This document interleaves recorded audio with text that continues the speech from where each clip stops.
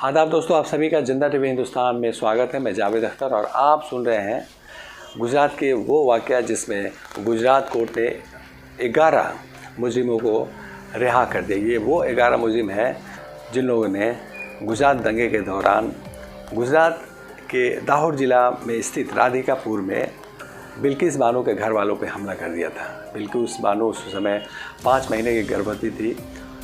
उनके साथ इन लोगों ने सामूहिक बलात्कार करने के साथ साथ उनके परिवार के 7 लोगों की हत्या कर दी थी। ये मामला बाद में अदालत में जब गया और मामले की सुनवाई होने लगी तो बिल्किस बानो ने अदालत से अपील की कि मामले को गुजरात से ट्रांसफ़र कर दिया जाए, क्योंकि यहाँ ये लोग सबूत को मिटा सकते हैं, टेम्पर कर सकते हैं। अदालत ने उनके बात को ध्यान में रखते हुए गुजरात के सभी केस, बिल्किस बानो से रिलेटेड सभी केस को मुंबई ट्रांसफ़र कर दिया। मुंबई की स्पेशल सीबीआई कोर्ट ने 11 को दोषी साबित करते हुए 11 को उम्र कैद की सज़ा सुना दी। बाद में मुंबई कोर्ट ने भी उनकी सज़ा को बरकरार रखा। इस तरह ये 11 मुजरिम सलाखों के पीछे चले गए।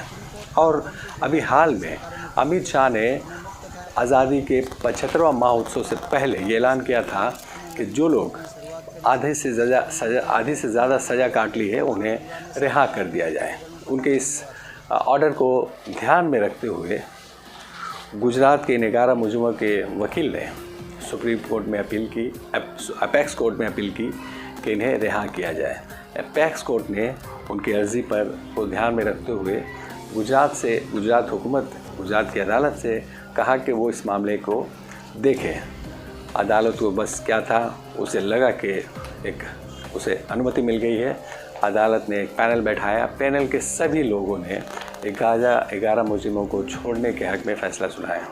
इस तरह सभी को आम माफ़ी मिल गई। अब आप सोच रहे होंगे कि ये उस समय ये सब हो रहा था जब देश आज़ादी के 75वां महोत्सव मना रहा था और प्रधानमंत्री ये ऐलान नारी शक्ति की बातें कर रहे थे। उनका कहना था कि नारी का सम्मान होना चाहिए, उनकी शक्ति उन्हें मिलनी चाहिए, उनका अधिकार मिलना चाहिए। एक तरफ ये भाषण दे रहे थे और दूसरी तरफ इन 11 मुजरिमों को रिहा किया जा रहा था।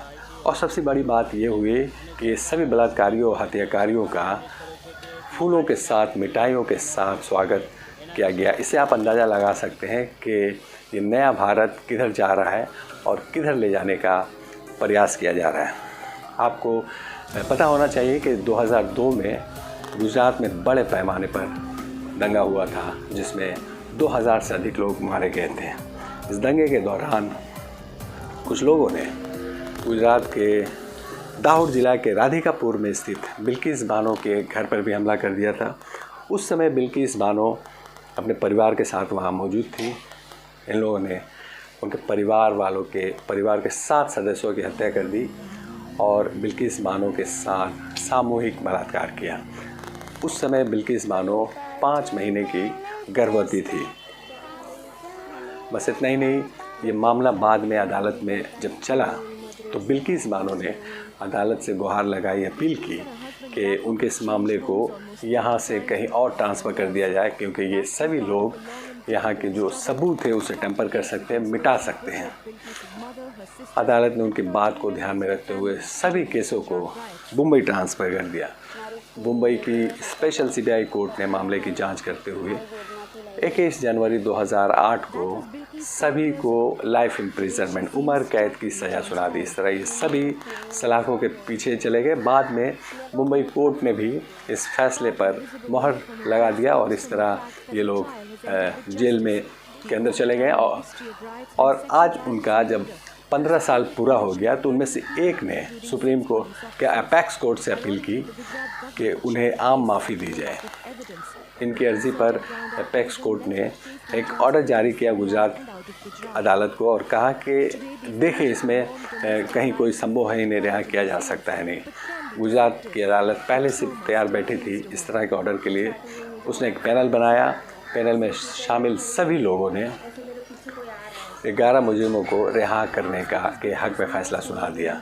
इस तरह सभी को रिहा कर दिया गया। और जब ये लोग जेल के गेट से बाहर निकले, सलाखों के पीछे से जब बाहर आए तो इनका भव्य स्वागत किया गया, इन्हें फूलों का गुलदस्ता दिया गया, मिठाइयाँ दी गई। तो इससे आप अंदाज़ा लगा सकते हैं कि भारत इस वक्त कहाँ खड़ा है और इसे कहाँ ले जाने का प्रयास किया जा रहा है, कोशिश की जा रही है। जिस दिन सभी को रिहा किया जा रहा था उस दिन प्रधानमंत्री ये ऐलान कर रहे थे, नारी शक्ति की बातें कर रहे थे और कह रहे थे कि नारियों का सम्मान होना चाहिए, उन्हें इज्जत मिलनी चाहिए। एक तरफ ये कह रहे थे और दूसरी तरफ भी सारा का मंजर चल रहा था। इस पर विपक्षी दलों ने, खासकर कांग्रेस ने कड़ी प्रतिक्रिया व्यक्त की है। तृणमूल कांग्रेस ने भी कहा है कि शैतानों को छोड़ दिया गया है, जबकि राहुल गांधी का कहना है कि प्रधानमंत्री के करनी और कथनी, कहने और करने में फ़र्क है। जो बोलते हैं वो होता नहीं है और जो बोलते नहीं वो होता है। तो इस तरह से अपोजिशन ने इस पर बहुत वावेला मचाया है। महिलाओं ने भी काफ़ी आपत्ति जताई है। बिल्किस बानो इस फैसले से दंग है। उनका कहना है कि अदालत पर उनका भरोसा नहीं रह गया। अदालत से उन्होंने अपील की है कि इस पर वो गौर करे, उसने किस तरह का कदम उठाया है। उनके पति, उनका भी कहना है उन्हें समझ में नहीं आ रहा कि क्या हुआ। आपको पता होना चाहिए कि इस घटना के बाद गुजरात सरकार ने सुप्रीम कोर्ट के कहने पर इनको 50 लाख रुपए दिए थे। घर देने की बात थी और नौकरी भी देने की बात थी। ना नौकरी मिली ना घर मिला। 50 लाख रुपए जो मिला, उन्होंने अपने बच्चे जो बच गए थे उनकी पढ़ाई लिखाई, उनके तालीम पर खर्च किया। आज भी ये लोग दर दर भटक रहे हैं। उनके पास सिकत नहीं है कि वो अदालत में इनका मुकाबला कर सकते हैं। अब एक जो अभी जिस तरफ देश को ले जाने की कोशिश की जा रही है, उससे आप ये समझ सकते हैं कि भारत सरकार यहाँ के देश को, भारत को किधर ले जाना चाह रही है और वो क्या चाहती है। ये सभी इनका सोचना है। बिल्किस बानो की उम्मीद टूट गई है। उन्हें समझ में नहीं आ रहा है क्या करें। उनकी वकील जो हैं उन्होंने ये फैसला किया है कि इसके ख़िलाफ़ एक बार अपील की जाएगी कि इन्हें फिर दोबारा वापस किया जाए। दूसरी तरफ 11 मुजरिमों ने काफ़ी खुशी का इजहार किया और कहा कि उन्हें परिवार वालों से मिलने का एक मौका मिला है और वो एक नई ज़िंदगी, एक नई शुरुआत करेंगे। दूसरी तरफ आपको मालूम होना चाहिए कि सलमान रुश्दी पर अमेरिका में मातर ने हमला कर दिया था। एक मुस्लिम नौजवान है, उसने हमला कर दिया था, लेकिन उसकी मां ने बेटे को आग कर दिया। कहा कि मेरा बेटा नहीं है अगर जिसने ऐसा काम किया है। आप इससे अंदाज़ा लगा सकते हैं कि एक तरफ मां ने अपने बेटे को छोड़ दिया है जिसने सलमान रुश्दी पर हमला किया था, और दूसरी तरफ भारत सरकार है जो मुजरिमों को, बलात्कारियों को, हत्याकारियों को न सिर्फ उसका प्रोटेक्शन कर रही है बल्कि उनकी सुरक्षा भी दे रही है, उन्हें आज़ाद भी कर रही है। आप ही फैसला करिए। वीडियो अच्छा लगे तो इसे आगे बढ़ा दीजिए, शेयर कर दीजिए, सब्सक्राइब भी कर सकते हैं, लाइक भी कर सकते हैं। धन्यवाद जनता टीवी हिंदुस्तान देखने के लिए।